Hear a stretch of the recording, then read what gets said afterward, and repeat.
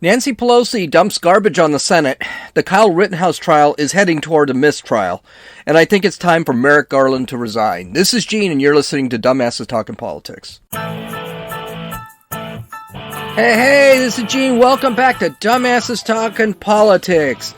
Oh, I'm going to have a day today. I swear I'm going to have a day today because there's so much news. I'm actually going to do a Rumble video today after this. Well, no, I'm not going to do it right after this. First, it smells like something may have died in my refrigerator, so chances are I'm going to clean the refrigerator out a little bit, and then I have to take the trash out. So, yeah, but I will get a Rumble video in today. It'll be available tonight, probably. So, okay. We got a lot of stuff. Now, when I write my script for these things, I usually put everything in a certain order. And sometimes I leave some things in there. Well, this time I'm actually going to my last story first because Nancy Pelosi, my God, she's so terrible. Okay, there's another crisis on the horizon for Joe Biden, and it's something I've talked about a couple of times. The Democrats have just been absolutely ignoring it, and that is the Treasury Secretary this week said, Janet Yellen, she told Congress that with the infrastructure bill signed up, this means that they're going to have to raise the debt ceiling as soon as possible. And the debt ceiling is coming up, I think it's December 4th, December 7th maybe. I don't know, it's the first week in December. And I find this amazing because the Biden administration has always said with this infrastructure bill, it's not going to add $1 to the debt. Yeah, no, it's going to add about $115 billion to the debt right off the bat. And we're already hit the debt ceiling. So even though this infrastructure bill is out there and it's supposedly fully paid for, it doesn't look like it's going to get implemented really quick because they need to move money right off the bat. They're going to need to take on debt in order to move $115 billion. So here's the thing. Don't do it. Leave the debt ceiling alone. Republicans have to help the Democrats here. Republicans, if they decide to stick with it, let the Democrats flounder. Now, I'm a little concerned about Mitch McConnell of the Senate because last month he did raise the debt ceiling, but I think he did that because of a deal he made with Joe Manchin concerning this boondoggle of a reconciliation bill. I'm not sure what he will do. But this time, he should just say, no, F it. You guys continue to spend and spend and spend. And they're getting another bill in the Senate next week, I believe. It's just time now the Democrats own the debt, own the spending, and deal with it. And if they have to close the government, screw it. Close the government. Who cares? Now, I know there's a lot of talk about closing the government. This is really bad and people aren't getting paid. Yeah, they get paid. They'll get paid eventually, or they will get paid with money they have already there. So don't worry about people not getting paid. And all this garbage of them closing national parks and national monuments, that's for show. If you've ever been to the Lincoln Memorial, which they closed last time they shut the government down, it was all for looks. It was all to piss people off. The Lincoln Memorial doesn't require anybody inside the Lincoln Memorial. It's a statue outside. They may have had a security guard. The other thing is, you can see the Lincoln Memorial, whether they put red rope around it or not. But here's the thing. What is this stuff about 115 billion going right into, needing to go right into the deficit? What's that all about? We were told specifically, we're told about this reconciliation bill. that this is not a thing. We don't have to worry about the reconciliation bill. Perhaps maybe they were lying, right? I'm pretty sure that's exactly what they were doing. They were lying. They're still with this reconciliation bill. They are still saying that it's not going to cost a bloody dime. So the moderate Democrats, so let's talk about that reconciliation bill. We already know now that the infrastructure bill is going to be a disaster. It's going to be a nightmare. Oh, I can't wait for December. I cannot wait for December because the Democrats are going to be crapping their pants in December. Okay, so the moderate Democrats and the Republicans wanted a congressional budget office to give a score on this BS reconciliation bill. Well, that score came out yesterday. And guess what? A couple of things about this bill. First off, the $1.75 trillion, they say, is actually at least $2.5 trillion and can actually jump up to between 4.6 and 4.9 trillion by the end of the 10 years, depending if some of those projects that they have in that bill are implemented permanently. So right off the bat, that 1.75 trillion is not 1.75 trillion. We know it's between 2.5 and 5 trillion. The second thing they said, $367 billion will have to be added to the national debt. By the way, that doesn't account for the fact, per economists, if all these programs are renewed. I mean, it's that. And CBO said that, okay, you're expanding IRS function. Maybe you'll find somebody who is not paying their taxes. It doesn't count for that. The other thing they say, but tax the rich, right? This is the one thing that they say is going to pay off that bill. Yeah, the CBO found that the bill is assuming it will earn $400 billion in taxes. That's why they think they can pay this thing off every year. Here's the problem. The CBO said, no, you're going to, with this, you're only going to be collecting about $127 billion in taxes. So the taxes that they keep talking about continues to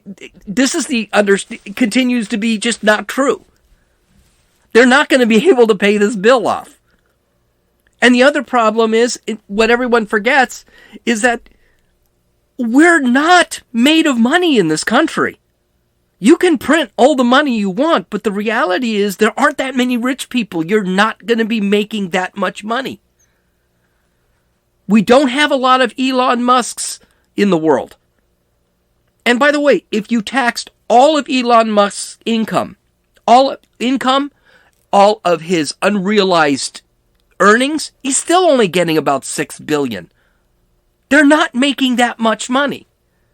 And by the way, remember they sat back and said that they were not going to tax the middle class? And they were going to raise taxes on the rich, but lower taxes on the middle class? That turned out to be BS. What the reconciliation bill does is it adds back in the SALT taxes. Now, what the SALT taxes do, in blue states where you're taxed very high, for example, California is 13%. They're even talking about raising California's income tax to 17%.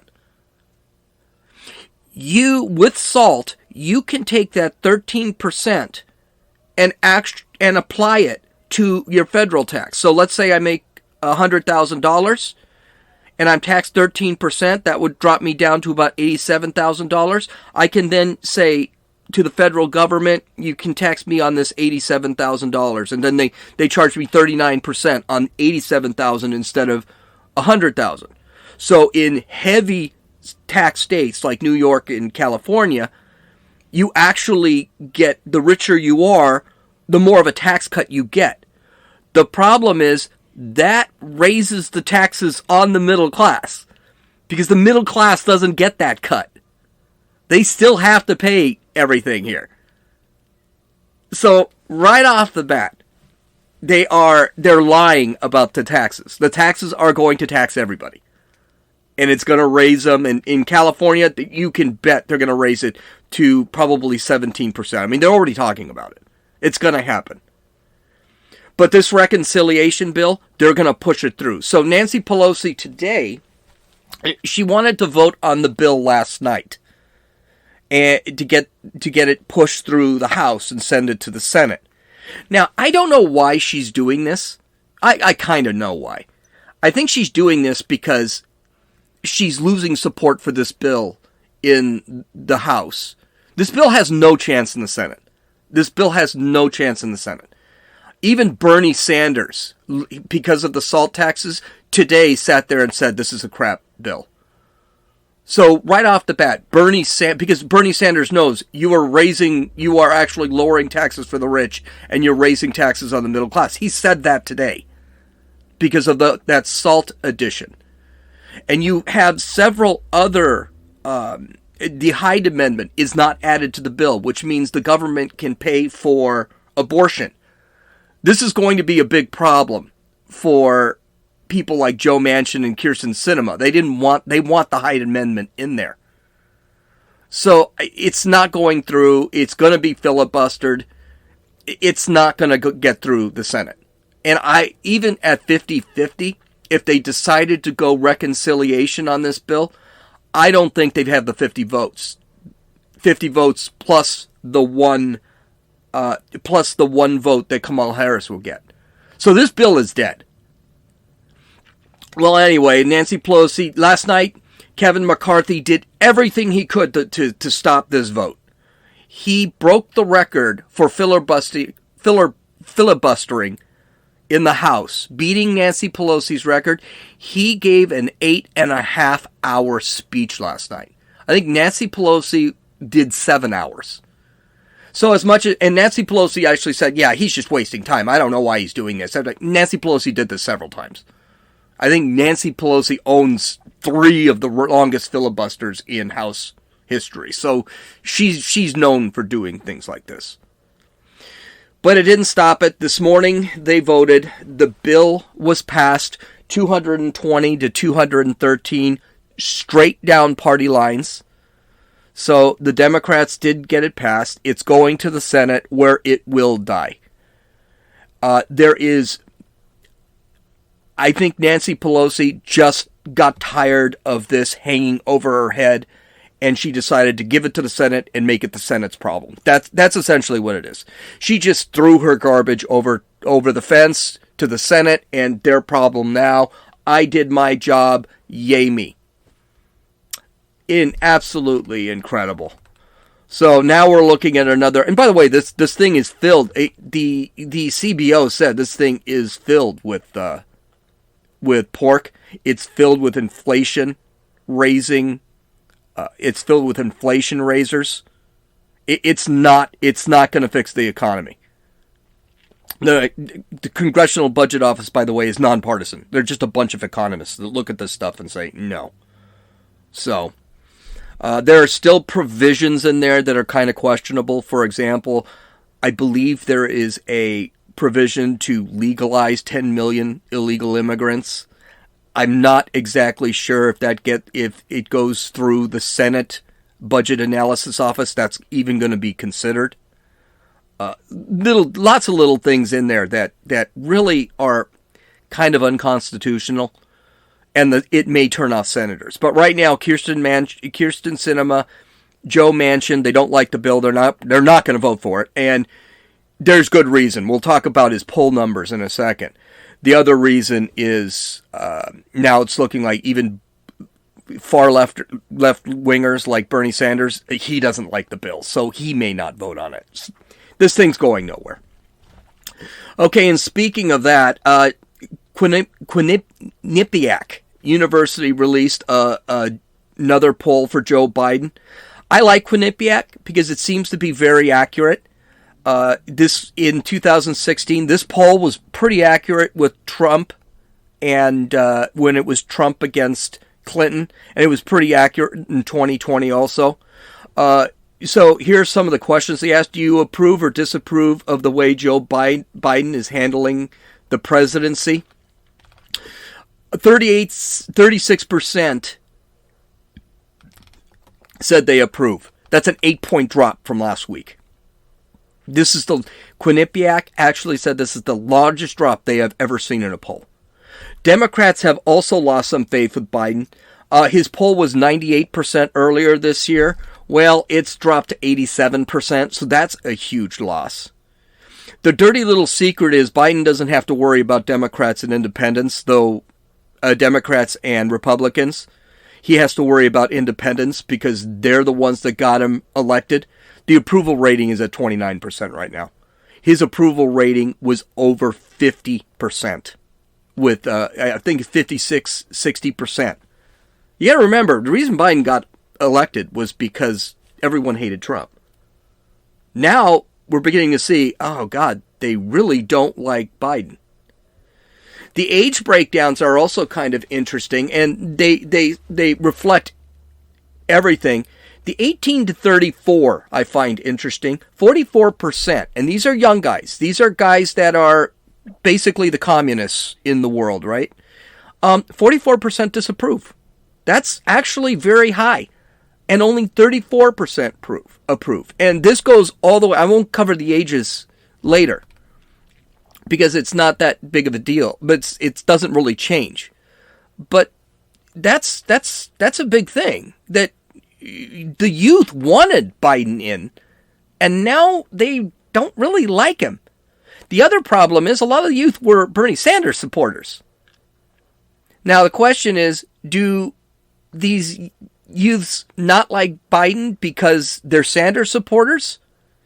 And do they realize that Biden is pushing Sanders' agenda? I mean, a lot of commentators are saying that Sanders is actually running the government. That it is President Sanders out there, not President Biden. So that's interesting. You can go to dumbassestalkingpolitics.com and actually take a look. Other scary things, 46% of the people said they would vote for a Republican. Over 38% they would vote for Democratic, both for the House and for the Senate. So next year is going to be just an absolute disaster. One of the more interesting parts of the Quinnipiac poll is where they talked about what people are really worried about.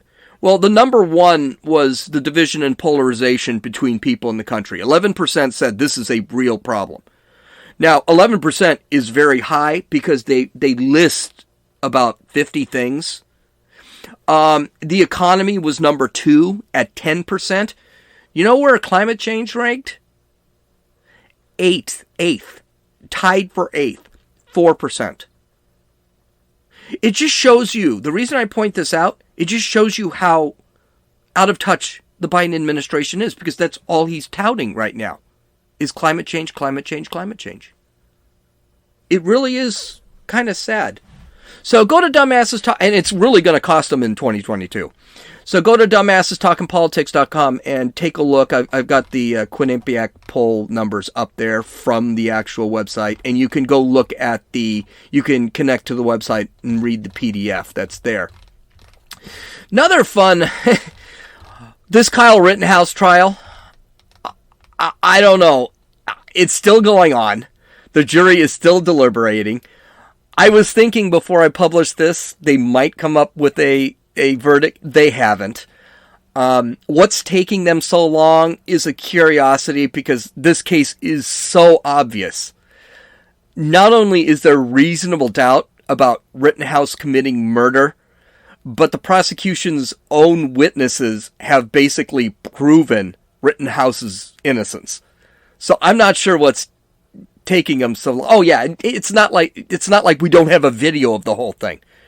We have 15 HD videos of Rittenhouse getting the crap beaten out of him during the trial.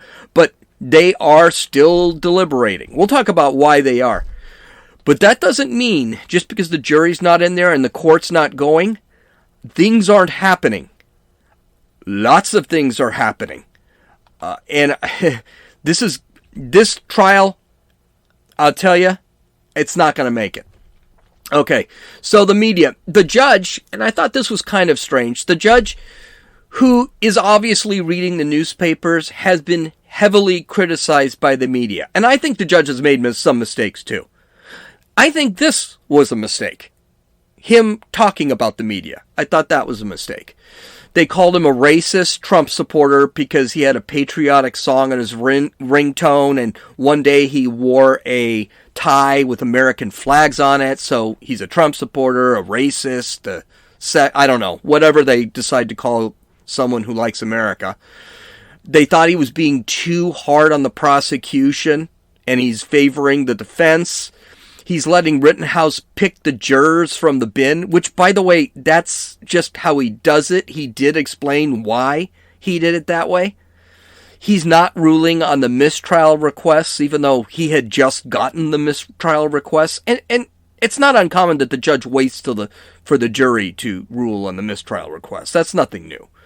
He's not allowing the use of the word victim during the evidentiary phase of the trial, which, I'm sorry, I'm pretty sure they all do that. I don't think you're allowed to say that a suspect is murdered, or call them the suspect murdered somebody, or they call him a victim. I'm pretty sure during the evidentiary phase, it's problematic. It's putting something in the minds of the jury. I don't know a courtroom that doesn't do that. But he got really upset about it. And by the way, the defense was able to say murder and victim on the closing arguments, which they're allowed to do because the closing arguments are more opinion than they are fact. They're not evidence. Closing arguments are not evidence. So anyway, this judge, Bruce Schrader, made it clear that this is such a disaster of a trial that he may never allow cameras in the courtroom again. Let's listen to him. Some of the things that have been said, too, I guess I'll comment on that, too. These are five very reputable, competent attorneys that I've practiced with for years, and I think it's shameful, some of the things that are being done to these people. And when I talked about problems with the media when this trial started, we're there in part, not fully, but in part, because of grossly irresponsible handling of what comes out of this trial. I will tell you this, I'm going to think long and hard about live television of a trial again next time. I don't know. I've always been a firm believer in it because I think the people should be able to see what's going on, but when I see what's being done, it's really quite frightening. Frightening, that's the right word for it. But back to the subject at hand. He's right. He's right. It'd probably be a good idea if you didn't allow cameras in the courtroom again. After the behavior of the media, after the way the people are acting outside the courtroom, we don't deserve transparency. It's not like the calling of the court case, they're calling the court case accurately. They're not. They're making things up. Their opinions are insane. Well, and you can tell the jury, this is probably one of the reasons why the jury doesn't have a case. Though the crowds have been relatively small outside the courtroom, and pretty peaceful for the most part, I think only one guy's been arrested for hitting somebody. They're loud. They're using bullhorns. They can be heard in the jury room. They also have been growing as the deliberations increase. I think there's a very good chance that there's going to be a verdict today, or at least we're going to know what's happening before the weekend. I've talked to a couple people. They think that maybe they're waiting for the weekend. Maybe they're negotiating. We'll get to that. But here's the whole thing. It's growing outside, and those protesters are getting louder. Black Lives Matter and Antifa members have been seen there. As a matter of fact, one of the guys arrested was an Antifa member. This would not be a problem under normal circumstances, but they keep talking about burning the city down, and they're yelling it through bullhorns. I cannot see how this is not grounds for a mistrial or a direct verdict, a bench verdict. This is pure jury intimidation, and the crowds are doing it on purpose. They know they can be heard. The judge even had to pull a couple of spectators out of the audience during the trial because they kept taking pictures of the jury. The bailiffs had to remove those individuals and make them delete all of their pictures on their phones because they kept taking pictures. And the jurors all admitted one of the things they're afraid of is coming up with a verdict and being doxxed. This whole thing is just absolute corruption. Speaking of corruption, then there's the prosecution. There has been a ton of corruption by the prosecution in this case, and it continues all the way, even up until now. First, a couple of the pieces, the FBI lost the drone footage of the riot when Kyle Rittenhouse was attacked by Rosenbaum, which seems to be the only thing that's in question. The prosecutor questioned witnesses about why they had gotten lawyers before speaking to the prosecution, which he got chewed out for, and is just standard civil rights, that you've got a right to get an attorney. If I'm not sure what you're going to do, I'm going to get an attorney. The prosecutor, and this was on the stand, a witness for the prosecution admitted that stated that the prosecution tried to make him change his testimony. The prosecutor questioned, which is illegal, why Rittenhouse didn't speak to the police after he was arrested and waited till he got an attorney. I don't understand how any of this is not mistrial stuff. You're asking, well, why didn't you speak to the police? Is it because you're guilty? No, it's the Fifth Amendment and Miranda. There's even a precedence called the Miranda precedence. You read your Miranda rights when you're arrested. But the prosecutor did it again, and it was caught on day before yesterday. Was it yesterday? Maybe it was day before yesterday, Wednesday. Apparently, the prosecutor had a full-color HD video from the FBI and gave the defense a pixelated black and white copy of the same video. The prosecution kept saying it had to do with some sort of compression that was done when the video was sent. And they said it was probably phone to phone. Well, here's the problem. A couple of problems with that line of thinking, that it was some sort of compression that was done from phone to phone. First off, it wasn't done phone to phone. The video was sent to a Dropbox, and it was picked up. Dropboxes don't compress anything. I'm IT. I know that Dropboxes don't do that. I've seen Dropbox. If you go to school, if you go to college, they use Dropboxes to turn in paperwork and things like that. So he was caught in a lie there.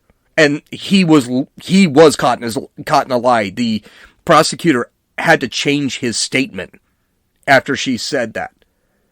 And the second problem is, not only there was no compression on the video, the name changed on the video. Compression applications don't change the name of the video.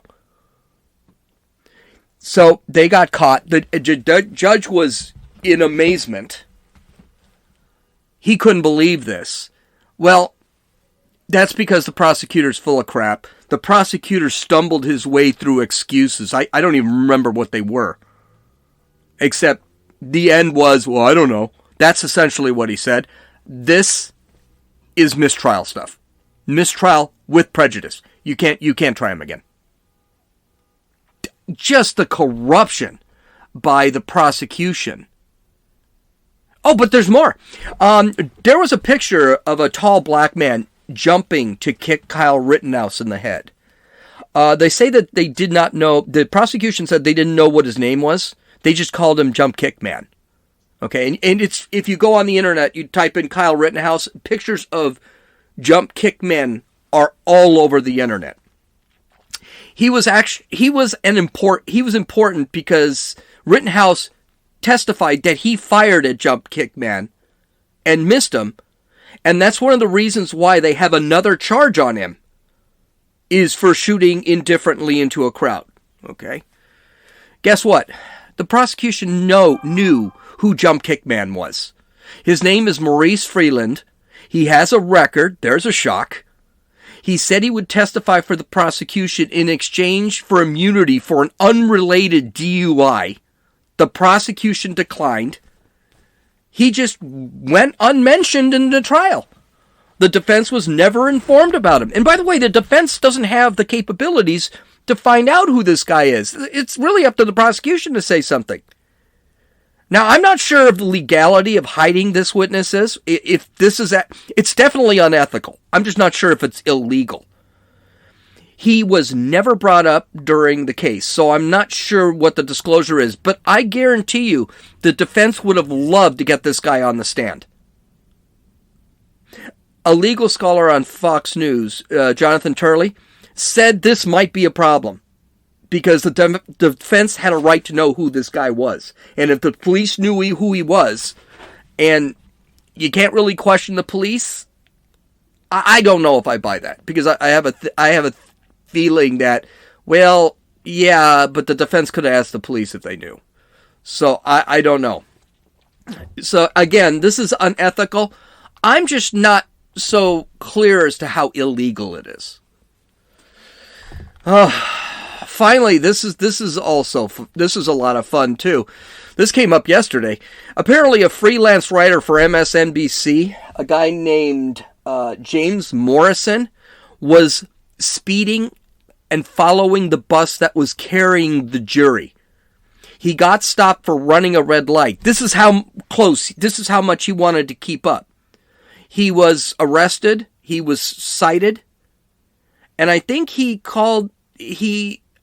what I think you could call this jury tampering. The MSNBC got banned from the courtroom because if I didn't say so before, this is an MSNBC freelance writer. They got banned from the courtroom.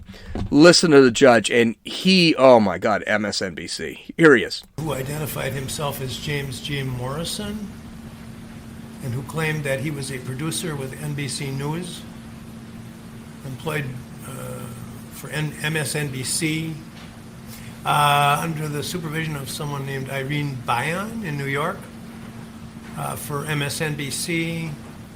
The police, when they stopped him because he was following at a distance of about a block and went through a red light, pulled him over and inquired of him what was going on, and he gave that information and stated that he had been instructed by Ms. Bayan in New York to follow the jury bus. The matter is under further investigation at this point. And the media has asked questions about it. That's the latest I have. And he was ticketed for violating a traffic control signal.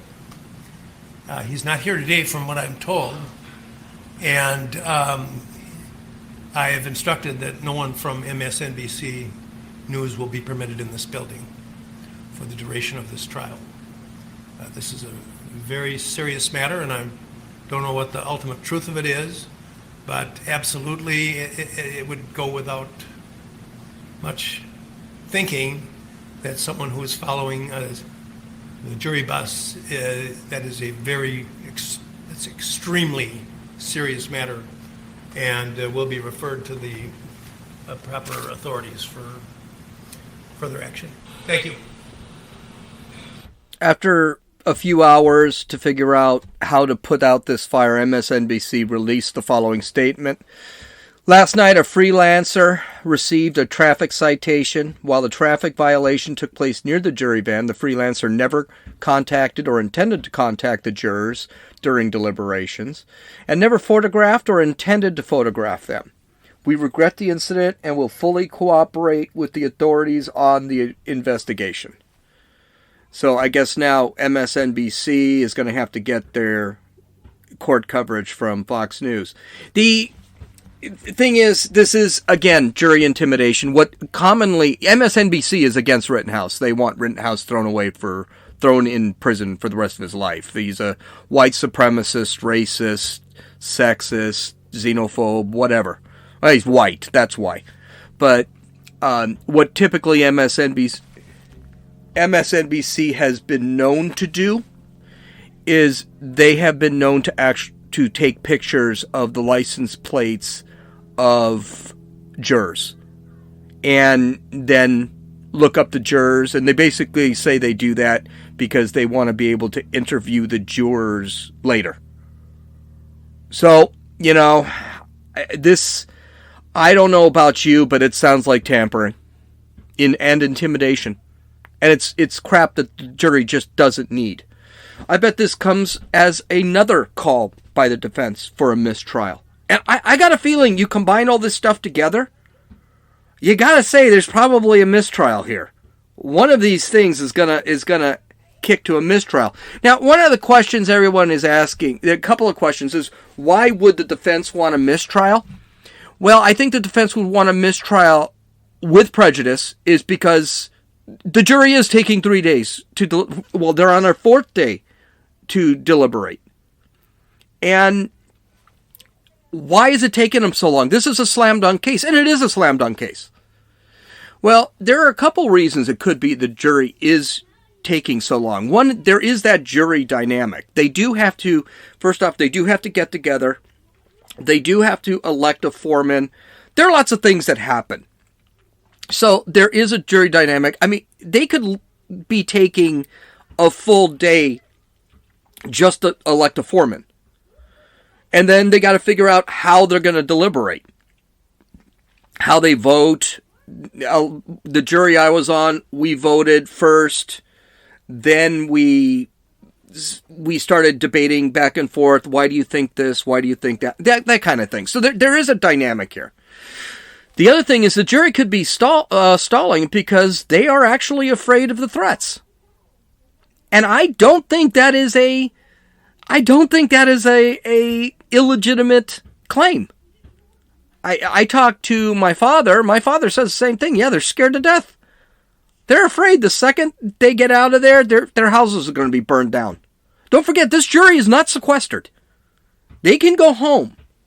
They can actually watch the news. The jury could also be very detailed. Maybe they need to really make sure they understand the evidence before they let Kyle Rittenhouse go. That they are going to be very, very meticulous. And they don't care about how much time it takes. Because anytime they're questioned, they want to be able to say, well, no, this is it. I don't think there's a lot there we got video of the whole thing. There are some who think the jury is trying to come up with a compromise. They're going to find him guilty on lesser charges. Something that's not going to stick him in prison for 60 years, but something that'll stick him in jail for a little bit. I still think that is crap. I don't believe in that, but it does happen. And they just think he's guilty. They just can't agree on which charges he's guilty. So that is a possibility. Now, I believe that it's probably the jury is just, they're hearing all this stuff and they're just, I think the jury's going to hang. I don't think there's going to be a verdict. And we're going to find out today, because if there's no verdict today, the weekend's coming up, who knows? But I think the jury will not come up with a verdict. I think it's going to be a hung jury. I think the judge will then review all the arguments, the mistrial arguments, with prejudice. Because at this point, if the jury doesn't come up with if the jury does not come up with a verdict, they're hung. It is a mistrial. But the question is it going to be a mistrial with prejudice or without prejudice? I think I mentioned this earlier. A mistrial with prejudice means the prosecution can't file charges again. It's a done deal.